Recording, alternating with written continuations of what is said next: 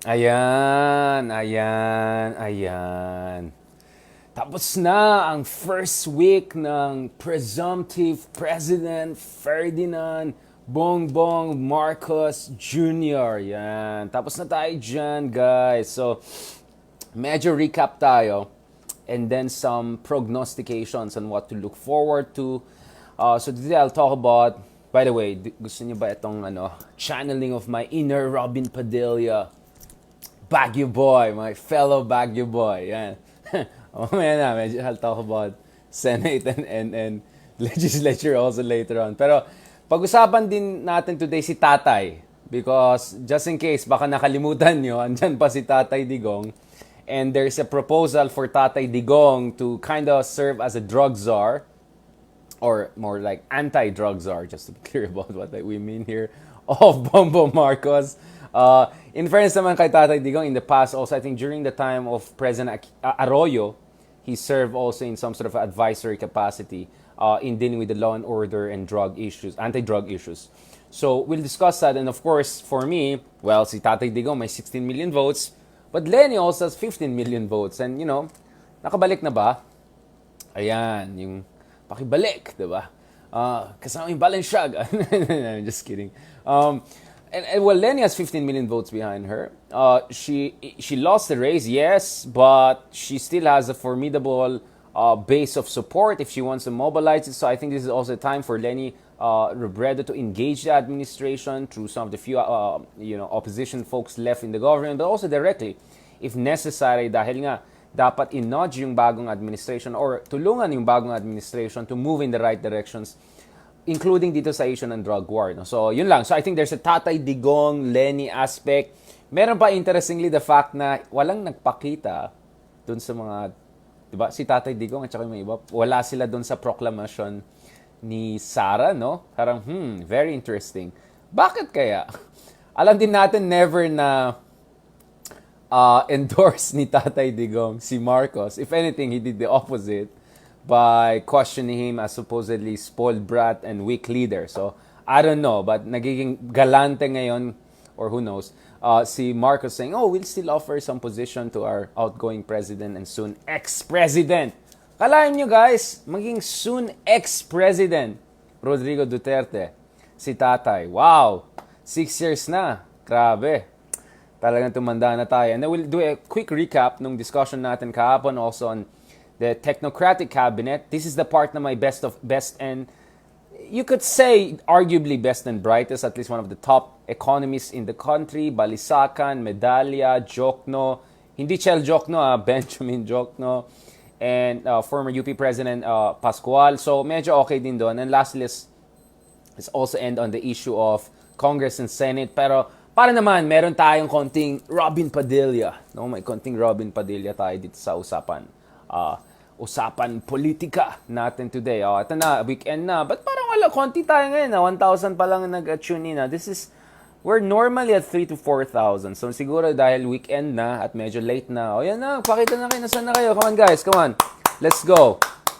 1,000 guys. We're used to do 4,000, 5,000. Come on guys. Come on. Nawala na kayong paki sa politika natin. This is serious stuff guys. Hindi pa tapos. Yung mga analysis natin so far, ano lang yan? Patikim lang yan guys. We're gonna go deeper. We're gonna probe into these issues. We're gonna drill. We're gonna dig in. At Meta 2 to. So medyo seryoso. Sorry, medyo habang araw natin. I couldn't do it earlier. I had class, a 3-hour class. I had work to do. Humabol ako sa trabaho. Sa stress, medyo may sleeping issues tayo over the past week. God willing, medyo maayos natin yan. And tomorrow for Sabbath day. So let me just do a recap. And then next week, God willing, meron tayong updates sa DND and DFA. Mukhang sa DOT, medyo may update na rin. So para naman pag-usapan natin yung China, America, West Philippine Sea, mga iba't ibang issue na mahalaga din sa ating national interest. So ayun na, saan na? Pakita na kayo. Wala, uwi na ako. Gawit up. Wala pala kayo. Tulog na kayo eh. Tulog na pala kayo eh. Ayan pala tayo guys. Come on. Pakita na kayo. Andyan na. Classroom. Pakita na kayo. Maraming absent today Baka Saturday kasi ng mga ganitong oras, iba ng sa bagay, kasi weekday, pag ganitong oras maraming nanonood. Pero Saturday siguro mas maaga dapat ng mga 1 p.m. ganun. So sige, I don't know. I'm just trying to see what will work with the crowd. So first of all, dito lang and next week we'll discuss this more. Dito lang issue kay Tatay Digong. On one hand, of course, Tatay Digong, I think he really wants to just go back to Davao and rest. Mukhang pagod na si Tatay Digong. Anyways, pauwi siya ng Davao all the time parate, so might as well, diba? And this is where things get interesting because si Bongbong Marcos is the first pro-administration or pro-incumbent, at least on the surface formally, candidate na nanalo arguably since Ramos. But even Ramos is arguable because si Mitra talagang gusto yata ni Corazon, di ba? So, Ramos was the last time na nagkaroon ng continuity administrations na back-to-back. We didn't have it over the next 2 decades or so. So, for the first time again in a long time, meron na naman tayo back-to-back. Nagiinom na daw, sabi ni Daniel, yung mga tao nga, Saturday night na kasi, akala ko, move on na yung iba para masaya na, so pwede na tayo mag-classroom. Okay, balikan natin. Si Tatay naman ang pinag-usapan Alam mo guys, pwede naman kayong uminom, magbarkada kayo habang nanood dito. Pwede niyo isabay yan. Kasi parang lang yan, kwento-kwento lang tayo dito. But of course, based on data, analysis and all. Speaking of Tatay Digong again, balikan natin. He's, so for the first time nagkaroon tayo ng pro-administration na back-to-back. I mean, pro-incumbent, so back-to-back. Usually sa midterms nangyayari yan, na pro-incumbent ang nanalo sa Senate, Congress, etc. Pero ito, for the first time since Ramos, again, even that is arguable, nag-back-to-back yung dalawa from same camp, more or less. Unit team, di ba, after all. Although si Tatay Digong, panghang hindi natuwa masyado kasi, I understand, he felt dapat yung anak niya talaga naging presidente ngayon. And I think, yes, Sarah had a very good chance of flawlessly and seamlessly becoming the president without joining any debate or whatsoever because, well, Duterte siya at may momentum talaga mga Duterte. Pero swerte mga Marcoses na convinced si Sara not to run for presidency, so we are where we are today. Kaya malaking pasasalamat nila Marcoses kay Sara. Alright. DNR. Pero ang binigay sa kanya, DNR, hindi DND. So, connect the dots. So, yun. So ngayon, syempre, as a kind of a token of appreciation, alam mo yung mga parang nasa after na conference, bigyan ka ng token of appreciation, mayroong mug, ganon, t-shirt, ganon. Ang in-offer ni Marcos kay Tatay Digong is to be kind of like an anti-drug czar natin, to help out with the drug war ni Marcos. But I think this is where things are gonna be kind of tricky because, on one hand, Tatay Digong pagod na, gusto nang pahinga, gusto nang umuwi sa Davao. Obviously, mayor talaga si Tatay Digong, so I think this whole national leadership and all was not really something that he 100% enjoyed. Especially, of course, medyo matanda na rin si Tatay, kaya nga Tatay Digong tawag natin sa kanya. But, my point is, this is where things get tricky for Marcos because Marcos also recognized, panoorin niyo yung interview niya with, so two things. First of all, ICC. So, if Duterte accepts the drug czar position, parang ipso facto, that means he will get automatic kind of protection from any kind of ICC investigation and all. Because, sasabihin ng Marcos administration, kaya nga ginawa namin yung drug czar kasi wala naman siyang maling ginagawa. In fact, tama nga yung ginawa niya, di ba? So, that way, automatically, you would sense that Duterte will get some protection as being part of the government, right, in some capacity, from any ICC investigation or other kinds of related investigation. Ukol dun sa issue ng mga tokang at saka mga allegations of extrajudicial killing. Pero of course, pwede sabihin ng Tatay, dito ako sa Davao, come and get me. Catch me if you can, right? No, but maybe that's also a way of Marcos saying that, okay, you'll be part of government, so wag kang mag-alala dun sa issue ng ICC and all of that. But you see, this is where also it could go wrong for Marcos because Marcos actually has a good chance of coming in with a clean slate, at least on this issue. Now, ibang usapan yung ill-gotten wealth and all of the abuses, martial law, etc. But ito yung nga sinasabi ko And this is where Lenny comes in. Because I think Lenny and the opposition and people like Riza and other people who won from opposition in positions of government or people who are more,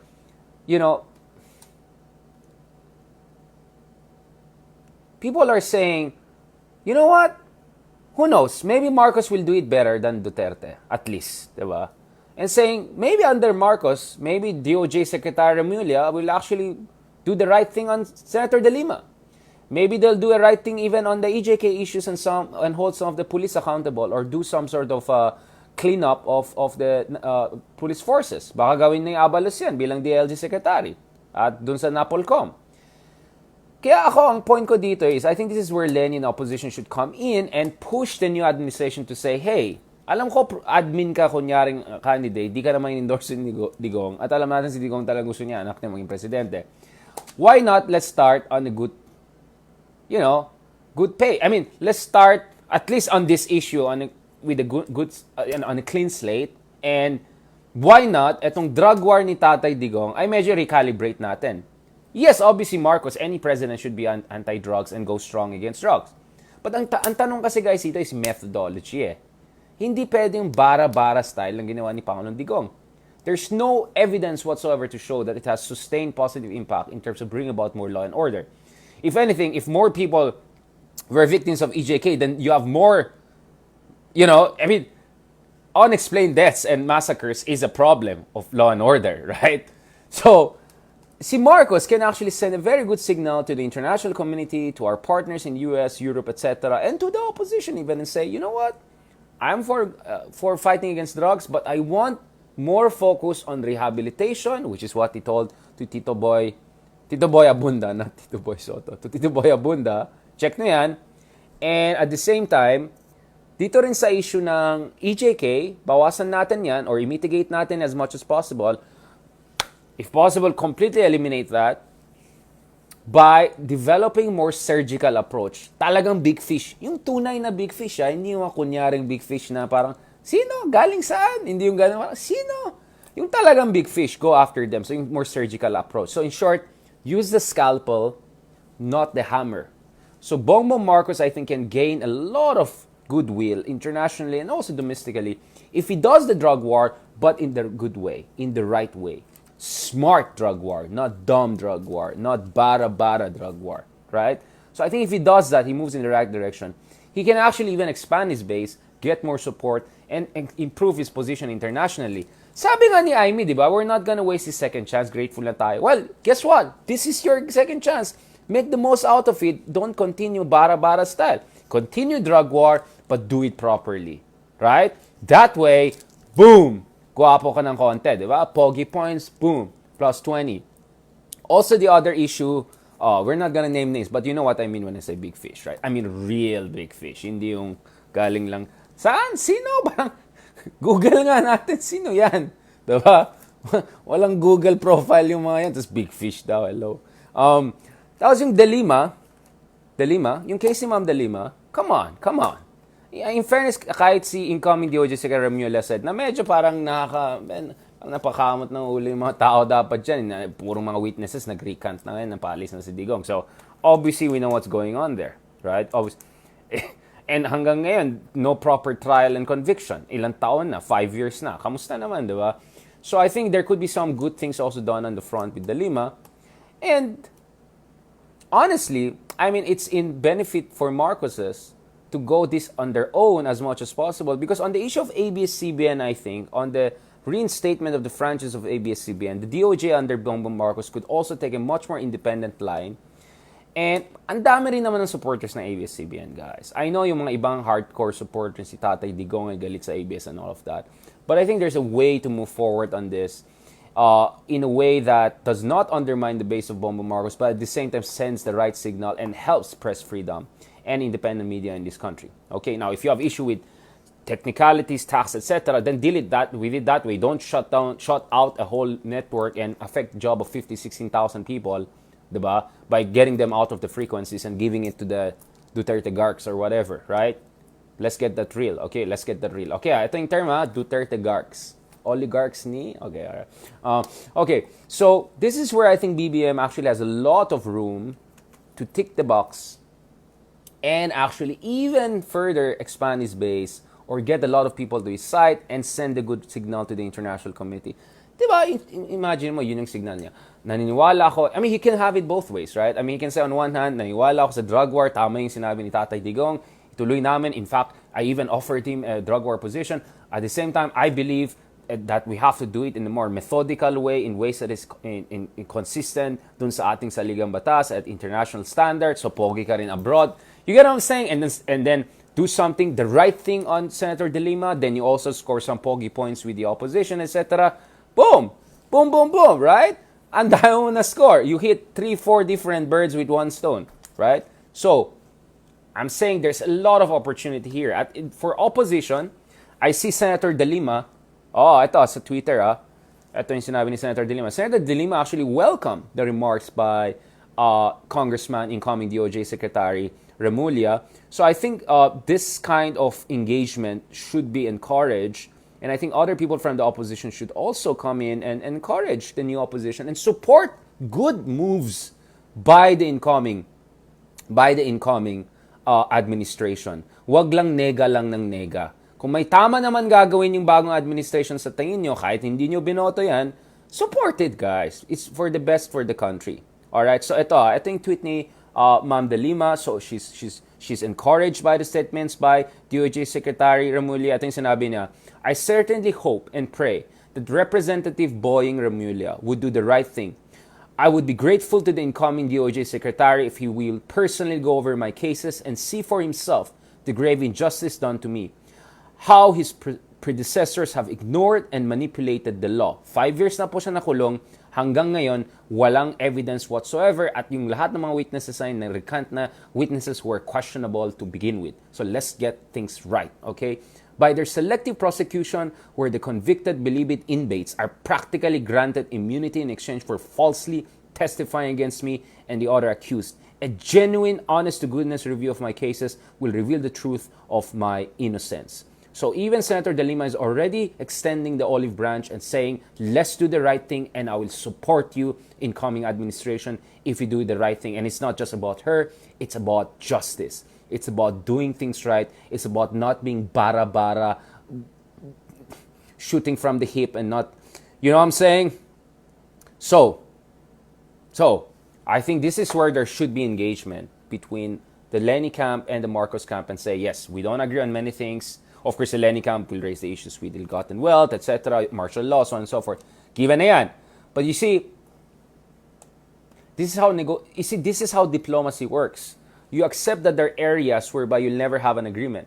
But there are going to be some areas whereby there's some room for constructive engagement. All right? So let me use this term, constructive engagement. It's quite a controversial term in diplomacy because some people say it's a form of enabling bad behavior, bad regimes. But I believe if done for the right reasons and done in a good way, constructive engagement, both domestically and internationally, is the best way forward.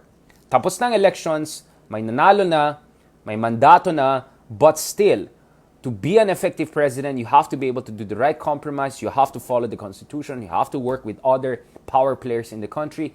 And Lenny got 15 million votes. A lot of influential people, a lot of CEOs, a lot of highly educated people, a lot of people with influence and power, etc., who are not in the government, a lot of them actually supported Lenny. So, you know, in one way or another, you have to work with each other. Isang bansa lang naman tayo, di ba? Hindi mo lang pwede sa nanalo kayo, wala na kami paki sa'yo. That's mob rule. That's tyranny of majority. That's not how democracy works. Democracy is working together in a pluralistic system while keeping in mind the Constitution and what it asks from us. So I think, again, I'm being brutally realpolitik about this. But, again, actually not a realpolitik. This is the term I use, ethical realism. What we need here is ethical realism. And one part of ethical realism is constructive engagement, at least in the first few months whereby wala naman nangyaring mali, di ba? I mean, and there's a lot of room for good recalibration. Constructive engagement based on ethical realism. So you're realistic about the situation, the political outcome, hindi ka nagdi-deny, hindi ka nagbibitter, nagdenega, but at the same time, you have to be ethical. You have to engage constructively for the good reasons, for justice, for the interests of the people, for our national interest, for a better engagement with the rest of the world. And I think incoming President Marcos should welcome this, should welcome an opportunity to extend the olive branch or accept olive branch from other camps and also make a better name for themselves internationally. Because let's be honest, medyo notorious sila internationally. Especially, of course, not among Russia, China, those kinds of countries. But I'm talking about yung mga, you know what I'm saying. Okay? Not to mention yung mga court cases in the US and all of that. Okay. And then on the issue of ICC, well, respect the process. If the ICC really has evidence, etc., then welcome it. If not, then, But I think it even better if incoming DOJ secretary, so now we're going back to DOJ more, no? Kasi purong technocratic tayo the other day. Even more if the DOJ proves to the international community that the principle of complementarity is being observed. What is that? Meaning, hindi pwede pumasok yung international courts kung hindi proven na yung domestic courts are not doing their job. Now, of course, the big concern under Duterte was the domestic courts perhaps were not doing their job, or domestic judicial institutions. But under Marcos, he can do a number of good things under the DOJ and say, no, we're doing the right investigations, we're going to get it right with the Lima, we're going to get it right with EJK, etc. We're going to hold some people accountable for what went wrong. Don't worry about it. So our courts are functioning. We're doing something about it. So there are also points of engagement and points of calibrated signaling that this administration can do. Do you get what I'm saying? Again, please, what I'm saying is that even pro Bongbong or pro Lenica, you see where I'm coming from, right? You see the point I'm making here, right? Regardless whether pro Marcos or pro Leni, you see where I'm coming from, because I'm looking for the best possible outcome for everyone here. Except yung mga gumawa talaga ng mali dati. And you know what I'm talking about. Okay, so for me, there's room for constructive engagement based on ethical realism. And I think ethical realism is what Leni and the opposition should embrace at this point in time. At the same time, and when I say ethical realism means do not forget your progressive values and advocacies, but also be realistic and understand, well, natalo na kayo sa election na yan, so you'll have to engage the incoming administration dahil sila na ang maging in charge ng the executive branch at least. The second thing is, we see on the technocratic front, in fairness, this Marcosnomics, whatever you want to call it, in fairness naman, to a certain degree, may element of best and brightest, right? And as I said, sana magkakaroon ng more mature economic policy signaling. Wala na yung mga Nutribon, 20 peso, alam mo yung mga ganon. Tala na gold style populism. Wag. We need serious stuff, right? So sana yung technocratic team, Balisacan, Jokno, Pascual, and Medalli, among others, still send the right... of course, Medalli technically will be actually independent because he'll head the central bank, and central bank has to be independent. So anyways, all these technocratic managers have to send the right signals.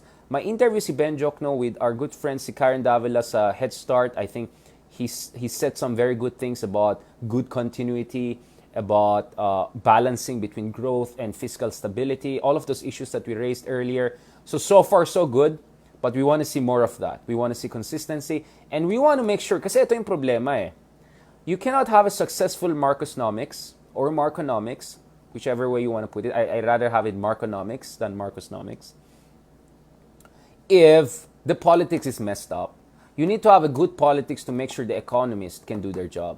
Kasi kung magulo yung politika mo, away dito, away dyan, purong ganon, your technocrats cannot do their job because political instability affects market stability, market confidence, right? Investor sentiment.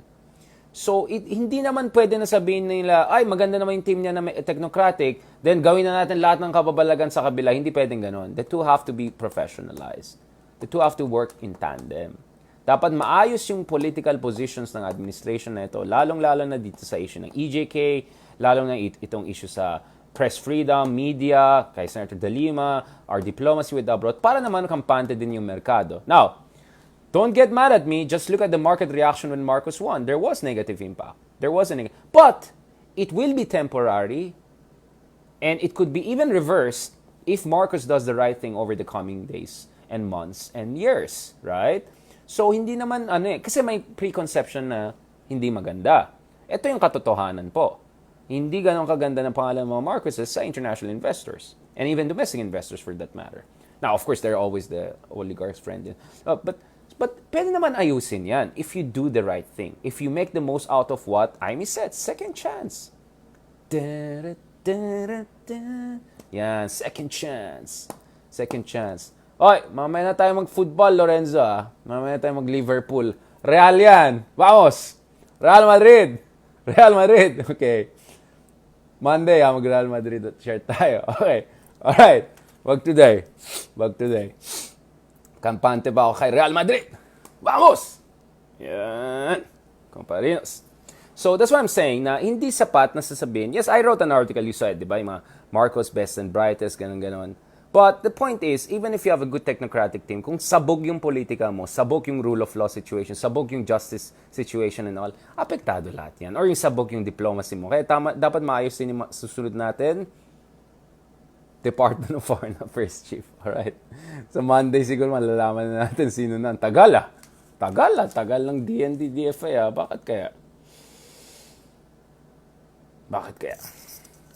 And then lastly, Saturday na yan. Alam ko na, gusto niya uminom, mag-relax, etc. Ako, sober lang ko dito. Sabat na bukas, so magpahinga tayo.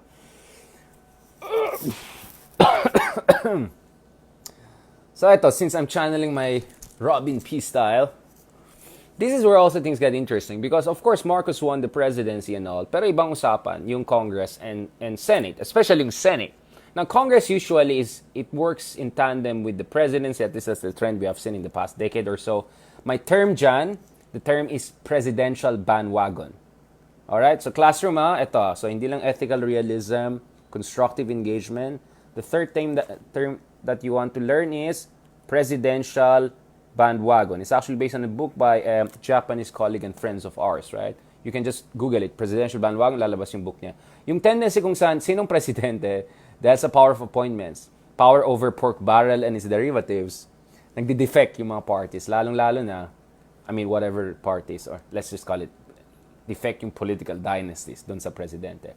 But the Senate is always a bit more different because the Senado medyo more independent-minded, medyo may sariling yabang, medyo may sariling ambisyon, maging next na president. So, ayaw nila lumabas na tuta lang sila ng presidente. No? So, that's where things will get interesting. So, dun sa Congress, alam na natin si Martin Romualdez, a relative, will take over. A relative of Marcos, not me. Will take over. So I'm sure there'll be a lot of good coordination with the executive legislative relations. But Senate is up for grabs. So I was thinking Cynthia perhaps was a very sure shot. But after watching some of her videos again, yung mga away niya with... Grabe ito yung away niya with Senator Soto. Panood yan sa YouTube. Pinaway-away niya yung klase. May nagsabi pag... Ito. Eric Yapo, Benguet. Gusto niya daw nag-attend ng meeting. Ayaw daw siya hindi siya inimbita. Gusto niya daw pumunta sa meeting. Ito. Talagang nag-away talaga eh. Hindi ko nakita yun. Grabe. Ayan. Daming ad naman to. Hindi. Akala ko, tapos na, given na. Kasi syempre, nag-top si Ma'am. Can we... Ito. No, because you always Nag-away talaga eh. He was not here. He was not online during the vote. You always protocol. The people cannot go out of their homes. Grabe. Basta, panoorin niya yung mga klase yan. So, I won't be surprised na, I don't know, na baka nga, may chance nga si Zubiri to actually be the next Senate President. I know Lauren Legarda was positioning for it, but hindi ka nag-number one. Si Robin ang number one. At alam natin, Robin as a number one guy in the Senate race, not number one as a senator, that's we use a different metrics for that. But as a number one sa Senate race, he will be very hard for federalism and constitutional change. I think that will be in sync with the lower house. Kaya sobrang mahalaga sino yung maging Senate President. Now, Zubiri, he comes from Mindanao, so maybe he's more also open to the idea of federalism. Maybe that will not be the case if it's Angara, who is kind of the dark horse to be the Senate President. And I heard that he's actually preferred by a lot of quarters. Or Cynthia Villar. I'm not also sure Cynthia is very much for federalism. Maybe change to parliamentary, but not federalism. So please also watch out very carefully, guys. Anong mangyari next? And also watch how Robin will use his momentum to push for federalism as the kind of a new star, newbie dyan sa Senado. Anyways, he has the best of advisors there. Andyan naman si Salvador Panelo to guide him to make the most out of his mandate as a Senator of the Republic. Alright? Cheese Escudero, I don't think so. I don't think he's a position to be the Senate. I mean, remember, Senate President, these are people who top the race or very senior veteran, etc., and very respected across. So, I don't know. I'm not sure. And bata pa si Cheese, diba? And he was like number 6, number 5, or something like that. So, I don't know. I'm not sure Cheese. I think Zubiri, I think Angara also has some chance. There's outside chance. So, let's see about that. As for Robin, yun nga, he'll be very strong on federalism and all of that. And guys, don't be like that. We're not prejudging anyone. But let's be also honest about it. This was a popularity contest, alright? Let's be absolutely clear about it. Because if this were about credentials, merit, and dedication, and something that really fits legislative role, Chel joke, no? But wala yung mga katulad niya doon. Alright? So, this is not about judging people. This is about getting our... there's nothing wrong with being meritocratic. Because to be a legislator, especially senator, sana naman, may konting tayo, diba? May konting floor, diba? So when people are kind of saying something, it's not to judge anyone. It's just to reiterate that we want certain levels of qualifications and all of that. But at the same time, we respect the will of the people. And Robin Padilla, well, malapit siya kay Sara every time they're together, etc.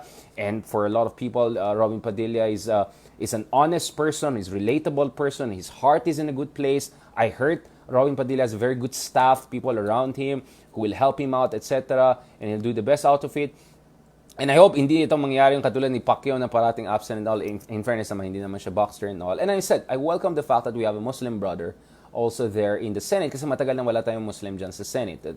And that says something about lack of pluralism in our political institutions and proper representation. So let me just be very clear about it, right? There's nothing elitist with saying people like Chel Jokno, right? Who are people who have... This is, by the way, hindi ito yung pagandaan ng eskwela, ganun. Hindi You see, Chel Jokno comes from a family of legislators, and this is a guy who knows the law, who is familiar with the law, has fought for the law. This is a person who has a clear idea of what is good for the country, etc. So there's nothing elitist with saying we need also people like Chel Jokno dyan sa Senado. And let's not forget, it was people like Jovito Salonga who used to top the Senate race 3 times in the past. So may standard naman talagang tao natin, right? So there's nothing elitist about it. Don't give me that elitist blah blah blah. Having merit and having qualification, that's not elitist. It's like applying for a job and sabihin, "Sir, ano bang job experience mo ganun?" "Ay, grabe, elitist nyo naman. Napaka-elitist nyo naman. Grabe, mata pobre kayo." Sir, kailangan lang namin malaman kung meron kang sapat na tugma ka dun sa gusto namin gusto mong trabaho. "De, grabe, elitist kayo, masama kayo, mata pobre kayo." Guys, ganun ba? Come on, guys. Let's be realistic about it. This is not a joke, guys. We're serious about it. Okay? So, inis ako dun sa mga fake na populist style. Right? People like Chel Jokno deserve to be there because of their track record. I didn't endorse anyone during elections. I'm not gonna endorse anyone. But, come on, guys. Seryoso tayo, diba? So please don't give me this blah, blah, blah. I'm not underestimating everyone, but at the same time, I wonder why not those kind of people are also making it to the Senate, right? Yun lang naman eh. And by the way, let me be very clear. We were surprised na number 1 si Robin because wala sa surveys. I had no doubt that he'll win in the Senate. It was very clear he was in the winning circle. Ang tanong lang yung number 1. So please don't twist our words. No one said we're surprised he became a senator. I'm saying we're surprised he became number 1 because you know who I expected to be number 1? Tulfo. Now, that's not an endorsement. I'm just saying I just expected Tulfo to be number 1. But clearly, Tulfo running as an independent and not being always close to Sara or whatever didn't probably help him. So, guys, having standard and calling for merit is not elitista and all. Let's be very clear about it. And I'm not making this about schools or whatever. Okay? So, guys naman, come on, don't be like that. Why do you think Singapore, Germany, Korea, those kinds of countries are progressive and all? Because they have standards. Because may qualification mga yan. Dahil maayos yung mga na-elect nilang mga leaders and all of that, right? And there's nothing wrong about having merits. Good luck being a prime minister in Singapore or having a serious job in Singapore if you don't have a proper qualifications. Now, if you don't believe in democracies, then let's look at Singapore. In Singapore, they have what you call, ito classroom, institutionalized meritocracy. Learn that, okay? This is a very important one. I know you know it already, but let me emphasize this. Institutionalized meritocracy.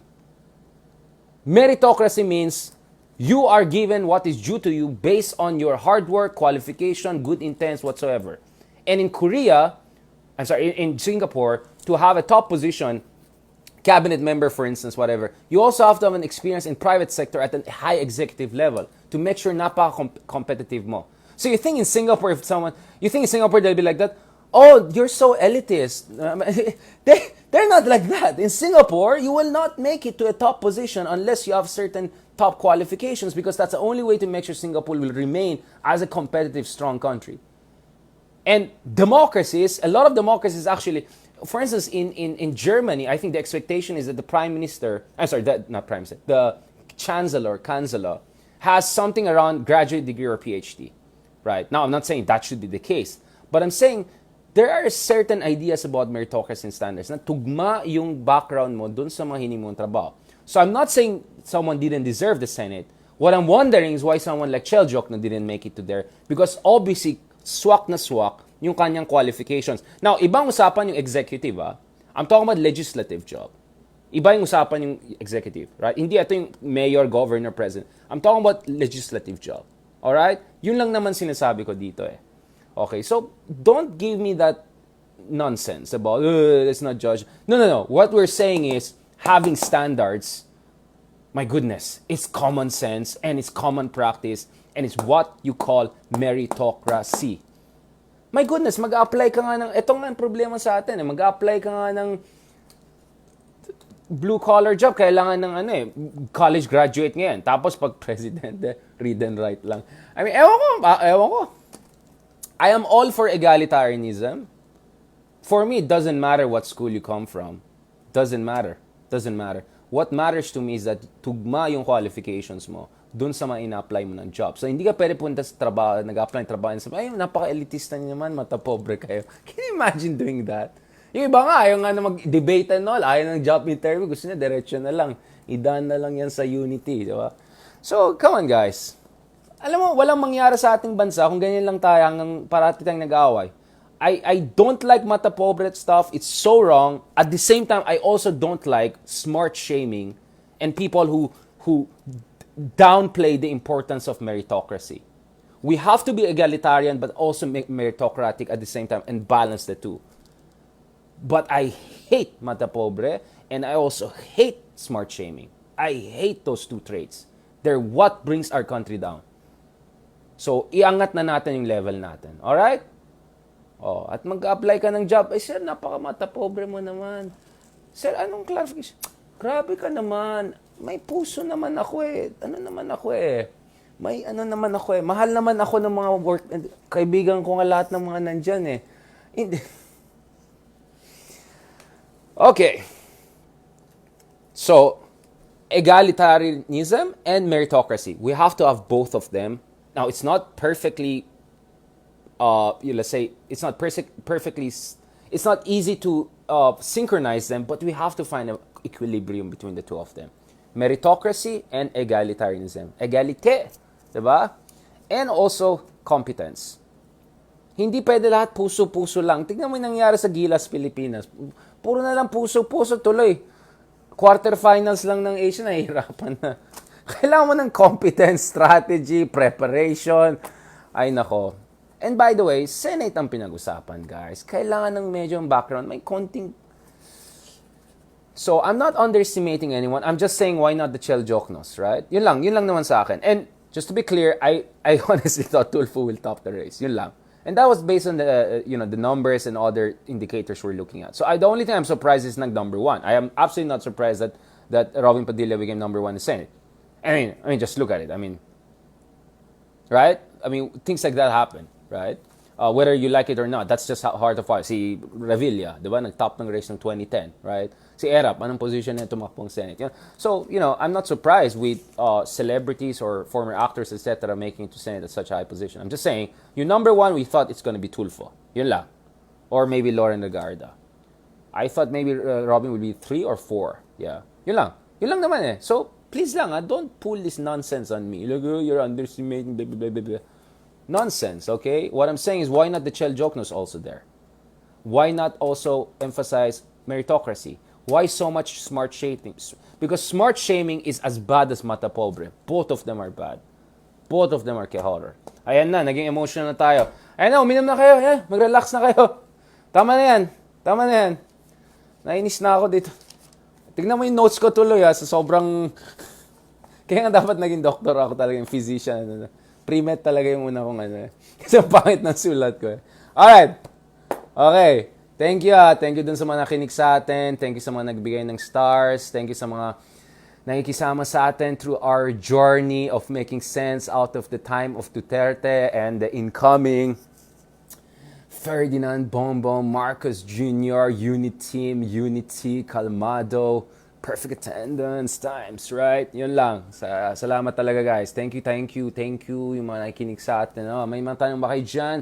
Thanks sa mga friends natin dyan from Quezon City, from Marikina, from Makati, from California, from Toronto, from Canada, from the Middle East, gitnang silangan. Friends natin dyan from Europe. Yan, EU. Yeah, mga European Union friends natin, Britain, yan. Friends natin dyan from Korea, Singapore, Taiwan, Japan. Wala na, tulog na yung mga taga-Australia. What's up, mates? Tulog na kayo, mates? Ayan tayo. Ayan tayo. Yan lang. Yan lang tayo, guys, Yan lang tayo, guys. Yeah. Well, Michelle joke na made it to top 15, right? Parang 15, 16 siya. Mas mataas siya kay Gadon, di ba? At Harry Roque, okay. Ayoko na magsalita.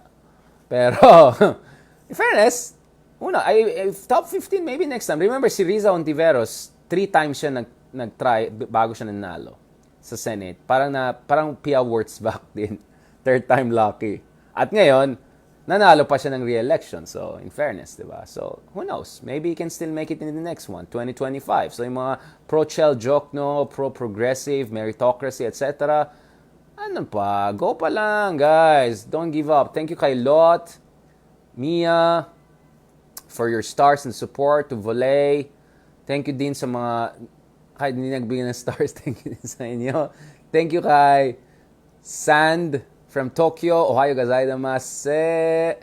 Tomarigato. Thank you kay Libby. Very, very kind of you for your support. Yeah, my friends tayo from Baguio, si Ruel Kaburian. Thank you po for joining us.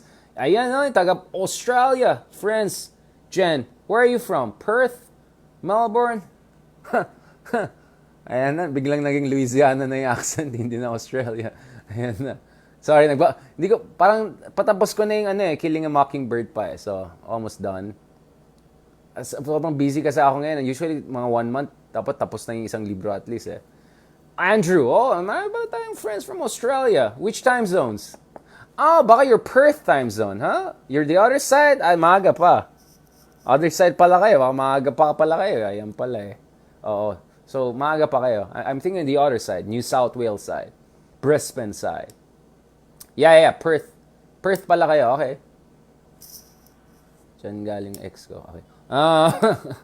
Next topic. Kamusta kayo dyan sa Perth? Yeah.